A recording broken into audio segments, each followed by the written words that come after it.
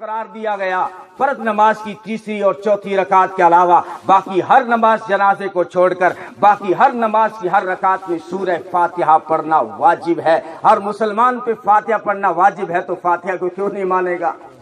کیوں نہیں مانے گا؟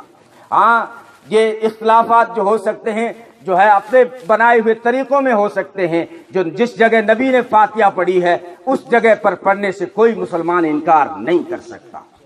اگر تو اپنے طریقے سے پڑھانا چاہے گا تو زبردستی کسی کو نہیں پڑھا سکتا، لیکن جس طریقے سے نبی نے فاتحہ پڑھی ہے اس طریقے سے فاتحہ پڑھنے سے کوئی مسلمان انکار نہیں کر سکتا.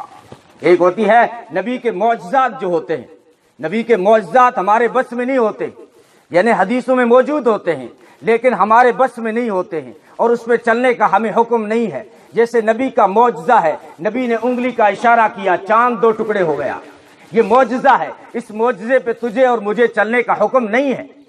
اگر ہم انگلی کے اشارے کرتے رہیں مچھر بھی نہیں بھاگے گا، چاند کے کیا ٹکڑے ہوں. ہمیں یہ حکم نہیں ہے کہ تم انگلی کی چاند کی طرف اشارے کیا کرو انگلی کے، یہ حکم نہیں ہے. یہ نبی کا معجزہ ہے، یہ کسی کے بس میں نہیں ہے.